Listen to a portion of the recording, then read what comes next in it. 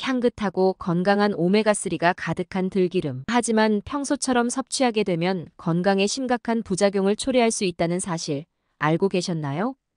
영상 시청 전에 좋아요와 구독 꼭 부탁드리며 오늘 영상에서는 들기름과 궁합이 좋지 않아 들기름의 효능을 감소시키는 음식과 들기름의 효능을 극대화할 수 있는 음식들을 소개해드리려고 합니다. 먼저 들기름이 가진 놀라운 효능들을 알아볼게요. 우선 심혈관 건강에 많은 도움을 주는데요. 들기름에는 오메가3 지방산, 특히 알파-리놀렌산이 풍부하게 포함되어 있어 혈액순환을 원활하게 하고 콜레스테롤 수치를 낮추며 혈압 조절에도 효과적입니다. 이로 인해 동맥 경화와 고혈압 같은 심혈관 질환 예방에 중요한 역할을 합니다. 또한 들기름은 뇌 건강에도 큰 도움이 됩니다. 오메가3 지방산은 뇌 기능을 지원하는 필수적인 영양소로 치매와 알츠하이머병과 같은 퇴행성 뇌질환 예방에 기여하는데요. 뇌세포의 건강을 유지하고 신경 전달 물질의 활발한 작용을 촉진해 기억력과 집중력을 향상시키는 데 도움을 줍니다. 뿐만 아니라 들기름은 강력한 항염 성분도 함유하고 있어 류머티즘, 관절염과 같은 염증성 질환을 완화하는 데 효과적이며 면역력을 강화하여 감염과 질병을 예방하는 데도 유익합니다. 또한 피부 건강 역시 들기름의 뛰어난 효능 중 하나입니다. 들기름에는 비타민 E와 같은 항산화 성분이 다량 포함되어 있어 피부 보호 및 노화 방지에 탁월한 효과를 보이는데요. 들기름을 섭취하거나 피부에 바르면 주름 예방과 피부 탄력 유지에 도움을 주고 자외선 등으로부터 피부를 보호하는 데도 유용합니다. 아울러 체중 관리에도 효과적인 들기름은 불포화 지방산을 함유하고 있어 지방 대사를 촉진하며 체지방 축적을 방지하고 대사율을 높여 체중을 조절하는 데 기여합니다. 또한 들기름의 항산화 성분은 체내 활성산소를 제거해 세포 손상을 막고 암 예방과 노화 방지에도 중요한 역할을 하는데요. 더 나아가 들기름은 칼슘 흡수를 촉진하여 골다공증 예방과 뼈 건강에도 유익한데요. 특히 노년층에서 뼈 밀도를 유지하고 골절 위험을 줄이는 데 효과적입니다. 마지막으로 소화 건강에도 도움을 주는데요. 장 운동을 촉진하고 변을 부드럽게 하여 배변 활동을 원활하게 하며 위장 보호에도 기여할 수 있습니다. 이처럼 다양한 건강상 이점을 자랑하는 들기름도 잘못된 음식 조합으로 섭취할 경우 예상치 못한 부작용을 일으킬 수 있습니다. 지금부터 들기름의 효능을 감소시키고 들기름과 함께 섭취하면 부작용을 초래하는 음식을 소개할게요. 첫 번째는 돼지고기입니다. 돼지고기는 포화지방과 오메가6 지방산이 다량 포함된 식품인데요. 들기름에는 오메가3 지방산이 풍부하여 항염 효과를 제공하지만 돼지고기의 오메가6 지방산은 염증을 유발할 수 있습니다. 특히 오메가3와 오메가6 지방산의 균형이 중요한데 돼지고기를 과다 섭취하면 오메가6 섭취량이 증가하여 체내 염증 반응이 촉진될 수 있으며 이는 심혈관 질환이나 염증성 질환의 위험을 높일 수 있는데요. 들기름의 항염 효과를 제대로 누리기 위해서는 오메가6 지방산이 높은 돼지고기 섭취를 제한하는 것이 좋습니다. 두 번째는 김과 같은 해조류입니다. 들기름은 오메가3 지방산이 풍부하여 혈액 응고를 억제하는 성질을 가지고 있는데요. 이러한 특성 때문에 혈액 응고 억제제를 복용 중인 사람들이 들기름을 섭취하면 혈액 응고 기능이 지나치게 약해질 위험이 있습니다. 반면에 김은 비타민 K가 다량 함유된 식품으로 혈액 응고에 중요한 역할을 하는 영양소를 제공하는데요. 비타민 K는 프로트롬빈을 활성화시켜 혈액 응고 과정에서 핵심적인 역할을 담당하며 들기름의 항응고 성질과 상반된 작용을 할 수 있습니다. 따라서 들기름과 김을 함께 섭취할 경우 항응고 효과를 촉진하는 들기름과 혈액 응고를 촉진하는 김의 비타민 K 성분이 서로 충돌할 수 있습니다. 특히 항응고제를 복용 중인 사람들에게는 이 두 식품의 상호작용이 혈액 응고 조절을 어렵게 만들어 혈전 형성의 위험이 증가할 수 있는데요. 이러한 조합은 항응고제의 효과를 약화시켜 의도치 않은 부작용을 초래할 수 있으므로 주의가 필요합니다. 세 번째는 상추입니다. 상추는 질산염이 풍부한 채소로 체내에서 산화질소로 변환되어 혈관을 확장하고 혈압을 낮추는 데 도움을 주는데요. 들기름 또한 오메가3 지방산을 포함하고 있어 혈압 조절에 긍정적인 영향을 미칩니다. 하지만 상추와 들기름을 함께 섭취할 경우 두 식품의 혈압 강화 효과가 합쳐져 혈압이 과도하게 낮아질 위험이 있는데요.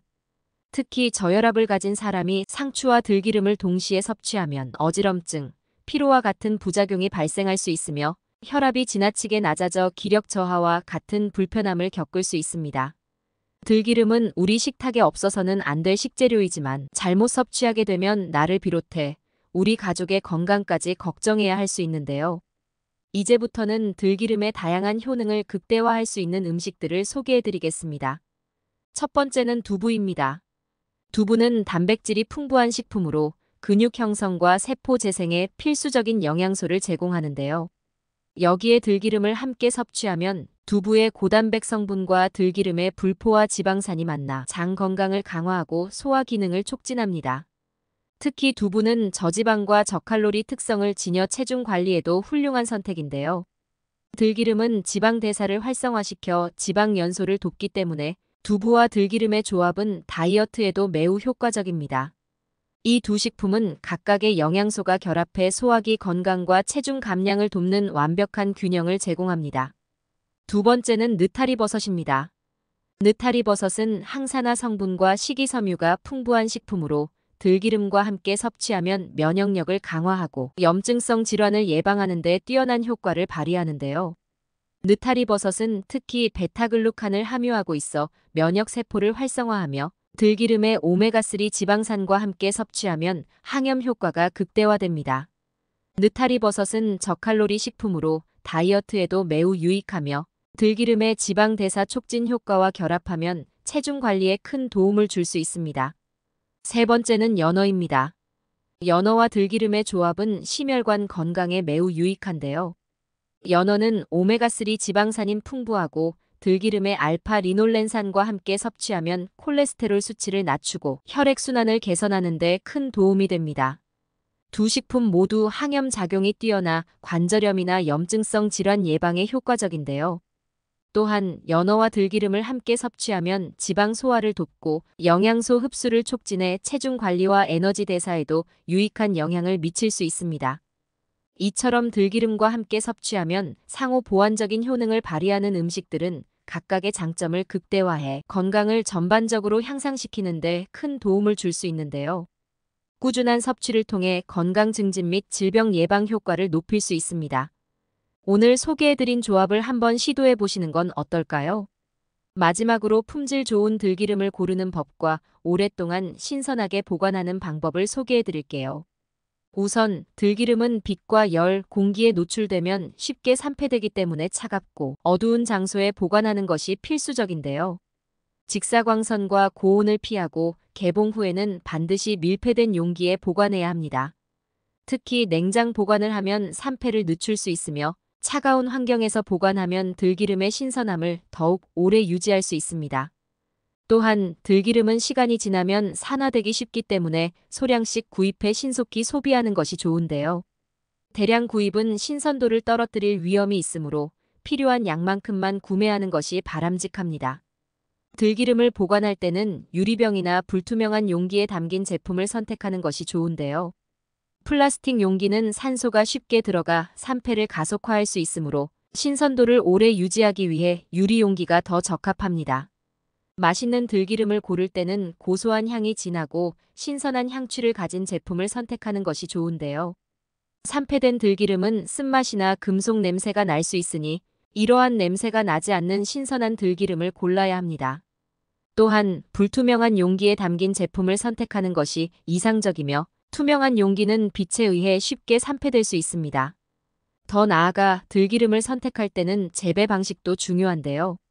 유기농이나 자연 재배된 들깨로 만든 들기름은 더 건강하고 품질이 뛰어난 경우가 많으며 품질 인증을 받은 제품은 영양소가 더욱 풍부할 가능성이 높으므로 인증 마크를 확인하는 것이 좋습니다.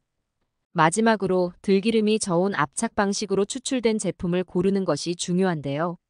저온에서 압착된 기름은 영양 성분을 유지하면서 손상을 최소화해 건강에 더 유익한 제품을 제공합니다. 이렇게 품질 좋은 들기름을 고르고 올바르게 보관하면 오랫동안 맛있게 즐길 수 있습니다. 들기름을 구매할 때와 보관할 때 이 팁들을 참고하셔서 들기름의 신선함을 유지해 보세요. 들기름은 우리 건강에 이로운 식품으로 적절히 섭취하면 여러분의 건강을 지킬 수 있습니다. 저를 비롯해 시청해주시는 분들의 건강을 위해 항상 노력하는 장수 건강로드가 될 테니 다음 영상도 놓치지 말고 시청 부탁드릴게요. 오늘 영상이 유익하셨다면 구독과 좋아요 꼭 부탁드리며 행복하고 건강한 하루 보내세요. 오늘의 마지막 보너스 영상에서는 몰라도 큰 문제는 없지만 알고 먹으면 훨씬 더 즐겁게 맛볼 수 있는 들기름에 관한 흥미로운 이야기를 들려드리겠습니다. 우선 들깨는 고대 중국에서 처음 재배되었고 이후 우리나라로 전해져 여러 요리의 필수적인 재료로 자리 잡았는데요. 삼국시대에 이미 들깨 재배에 대한 기록이 남아있으며 들기름을 식용유로 사용한 시기는 고려시대에서 조선시대로 거슬러 올라갑니다. 당시 들기름을 짜는 방식은 압착법이 주로 사용되었으며 이는 들깨에서 오일을 효율적으로 추출할 수 있는 방법이었는데요. 들기름은 특유의 고소한 향과 깊은 맛 덕분에 우리나라 음식에서 중요한 재료로 자리 잡았으며 그 뛰어난 효능 덕분에 약재로도 활용되었습니다.